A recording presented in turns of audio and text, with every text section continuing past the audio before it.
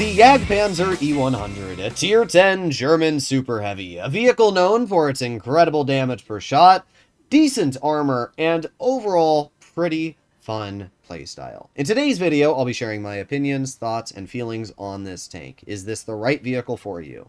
Let's start off with the line. Grinding the Jagdpanzer is great. You have the Jagdpanther, you have the Jagdpanther 2, and the Jagdtiger. And honestly, I think the Jagdpanther, the Jagdpanther 2, and the Jagdtiger are all incredibly strong. The Jagdtiger is honestly overpowered. My average damage in this vehicle is insane, sitting at 3,900 for 13 games with an 85% win rate. That's actually quite a bit higher than my stats in the Jagdpanzer E100, which are 63% and 3,400 average damage. So yeah, it shows you just how strong the Tier 9 is. The Jagdpanzer E100 is a tank that in certain circumstances does great, in others does really, really bad. And the problem is there's no in-between, right? This game here on Vineyards is going to be a great battle to showcase some of the strengths and weaknesses of the Jag. The problem is, it's a heavy tank. I mean, nobody's going to deny that. It's literally based off of an E100 hull. So you're in a heavy, but you're also not having the same hit points as a heavy. I have 2,000 health with enhanced armor. Even an M103, a Tier 9 heavy, is 2,100. So I have less health than a Tier 9 heavy. And yes, the gun is very dangerous. It does 800 damage per shot. But as I pointed out earlier on a live stream today, why would you drive a Jag when you can drive a Tier 9 Foch? The Tier 9 Foch has a 2.5 second interclip, does 400 damage, so 800 damage. Not only that, it also features tungsten. It has gear oil. It's much more mobile, has pretty good frontal armor, and it's at Tier 9. Honestly, when you think about it, I just don't see much of a reason to why you'd want to drive a Jagdpanzer when you have other tanks like the Foch 155, the Minnow, and other vehicles which can deal more damage in the same amount of time. A Minnow can deal in 3.5 seconds 1,000 damage. It has 490 damage per shot. I mean, that's, 980. Give it a slight high roll, and that's literally 1,000 damage. That's more than the Jag by 200. And as I said, the other tanks like the Foch does 560, has 2 shells, 3.75 second interclip. That's 1,120 damage in 3.75 seconds. So what does the Jag have going for it that is unique? Well, it has 2 things. First of all, it's a big armored profile. This thing can side scrape, and it's just a big ol' menace because people are more scared of this tank than they are a Foch, for example. I don't know why. That's just how it is. People are scared of a Jag. And with tungsten, you can do 900 damage, which is a lot. So we're finally going to get into action here. It's been 2 minutes so far in this game, and I haven't done anything. And the reason why is because in a Jag, you have to be really careful about where you are driving. You're always scared about what's going to go on. So we're going to aim it on this 50B, and we get a nice shot right into his tank for 900 damage. Just like that, he was at 1,200, and now he's at 200. Yeah, that's pretty nice, and it definitely takes away the capabilities of a vehicle pretty quickly. Tungsten is a very, very good consumable. So we have the 62A, we have the BZ68, not able to hit any of that. We have the 50B down low, our Bat Chat's literally in spawn, so at least he's doing a little bit there to help, right? So what's going on? Well, I see that the enemy team is YOLOing our Bat Chat, so I'm going to aim it on this WZ, and nice, 723. It's a low roll, but it's alright. 2 shots, and I've already done 1,600 damage, which means that my shell actually massively low rolled when you think about it, because with tungsten I have 900 average. So let's move up a little bit. We have the 4005 in the back, we have the WZ-113 GFT behind the building, and oh, an E50 right in front of me. Okay, let's aim it on the E50, and yeah. That's the Jag there. That's the problem with the Jag. It's a turretless tank destroyer. And turretless tank destroyers have to move. And when you move them, it makes your gun bloom a lot. That shell should have hit the E50 and should have killed the E50, or at least rolled average. But it didn't. And because of that, now there's an E50 who's alive and a 4005 on my side, which I can't really deal with because there's an E50 on my side and a WZ and a 62A. That's a bit of a problem. I know that that 4005 needs to go, but I also know that that 62A needs to go, and I also know that the WZ needs to go. This is a bad situation, and this shows very quickly where the Jag becomes a problem child, because it's very sus. Now the 62A, not the biggest brain, drives into the open, and I ammo rack him. That was a lucky ammo rack, but even then he would have been at 200 health. His game would have been pretty crippled.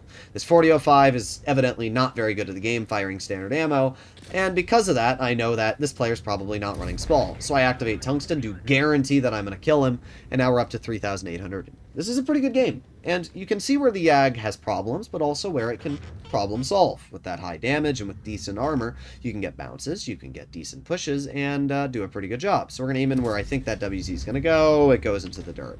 Obviously, WZ is able to move up. So we're going to skip ahead in this replay bit, because nobody wants to sit here and watch me drive at 10 kilometers per hour. And we're going to maneuver up. Okay, well, we got the WZ. And funny enough, look at how much armor that WZ has. That's insane, bruh. I mean, the Yag has over 300 millimeters of AP pen, and yet the WZ's armor is still that red. But we are able to slightly cut through, dealing now 4,500 damage. Pretty good stuff. So I'm going to move up again. The WZ is a one-shot, and the Minnow kills my teammate. And the M103, actually big brains here. As I ping, I need that M103 to kill the WZ, because I need to use my high alpha to bleed out this Minnow. So we get a nice 650 shot into his vehicle, and the M103, come on, you can do it. There you go. Gets the clear on the Minnow. So now it's just a Minnow, an M103, and I. And I have 1,100 health.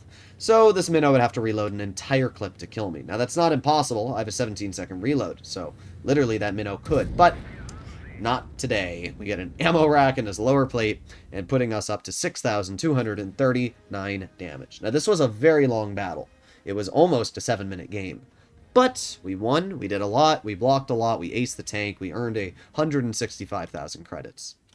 It's a good example of where the Yag can do some really nasty things. You can see, though, how reliant I was on just a teammate. Pretend that M103 died, or messed up the shot on the WZ. Uh-oh, now I have a Minnow in front of me, a WZ on my rear. That's a problem, and now my game's over. If I'm in an E100, at least I have a turret. I can turn, shoot the WZ, and then go back to dealing with the Minnow. And I also have an additional 750 health. But in this tank, I don't. And these are all things that you have to keep in mind when using the Yag. I like the tank a lot. I think that it has so many good capabilities. And it is a fun tank to drive, but I don't know. I just think that this is a tank that you should drive in Platoon. That's what I'll say. If you want to do good in a Yag, drive it in tune with somebody that is going to drive a medium. That way, you don't have to worry about medium flank. You can at least trust somebody to do a little bit. It's not the heavy flank that you're usually worrying about with this tank. It's usually the mediums, the tanks that can outspot you, that are going to really put the bleed on you. So in this game, I am so far not doing too much. We got the 92 in front, not able to shoot him. All right, let's move up a bit more. You can see that we're struggling to climb up this hill, but we have the 60 TP. So I'm going to aim it on the 60 TP hatch. Yeah. Again, the gun likes to derp into the ground a lot. It's just like a 183 in that regard. Now I see, what the heck? There is an Emil 2 and an E100 on my side. Okay.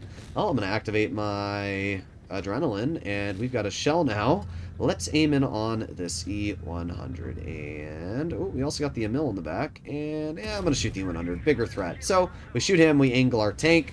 He actually manages to miss my lower plate somehow, hits me in the upper plate. That's pretty impressive, the fact that you missed the lower plate of a Yag. Well, E100 got shot, and we're doing pretty good so far. All right, we got the Emil 2. Ooh, you're going to poke me. Bonk, 934, and we back up. 2 shots. 1,700 damage. That's pretty nice.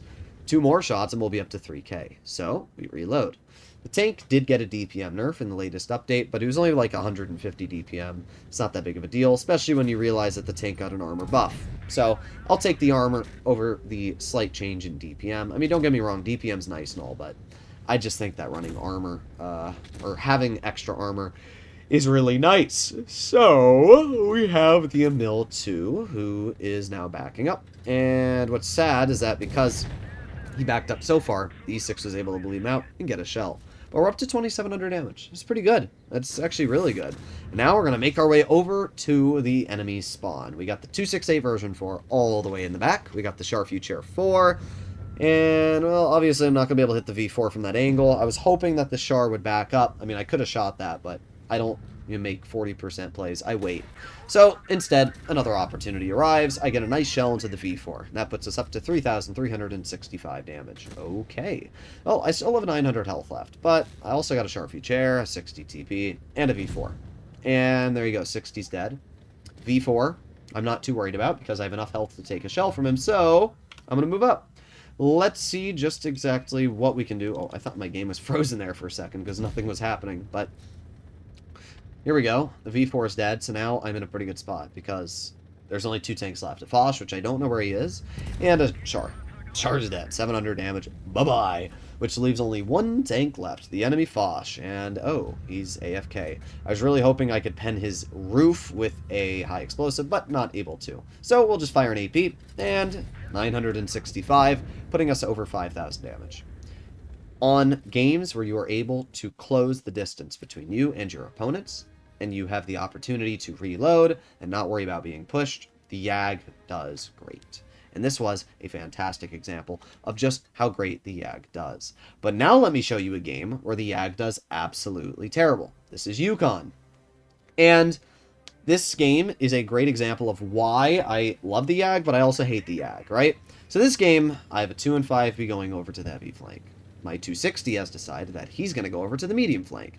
And my XM66F has no camo. So in other words, basically useless. The beginning of this game, I decided I was going to wait here, and nothing happened. So I moved up. We can see that the Kron is spotted in mid. Our XM gets a shot into him, and our 2 and 5B moves up into the base capture. Things go south pretty quickly.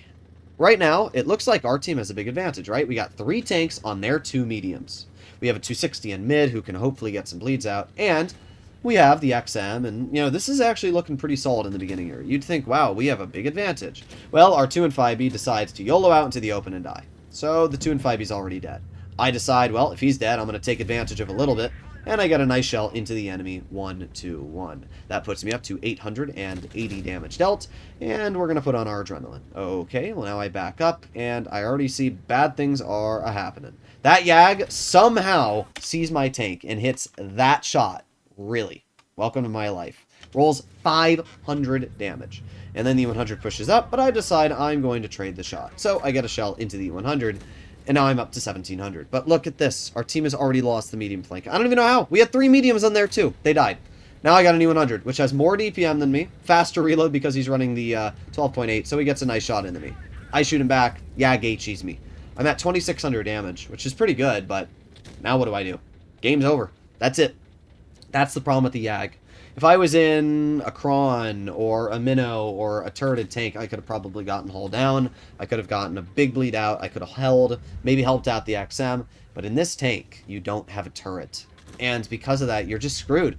This at 1-2-1 on my side, if I had a turret, I'd shoot him and kill him. But I don't. So because of that, this Yag is able to sit there, and I can't do anything about him. And now I got a tank rolling off on my rear, so I know I have to shoot this Yag. So I do shoot him, and we get the clear. But, like, man, not a fun game. 3,300 damage dealt. The Yag does get out damage, but it just really, really, really sucks at carrying teams that suck as well. I mean, you can see the result here. This team was bad. Our 2 and 5B did 0, YOLO'd and died. Our Progetto did not do much better. It's unfortunate, but you are so reliant on your team in this tank. So I love the Yag. I think it's a fun tank, but it's also one that I struggle very much to win in solo. If you want to do well in it, play in platoon. Let me know in the comments what you guys think about this vehicle, and I'll see you in the next one. Bye-bye.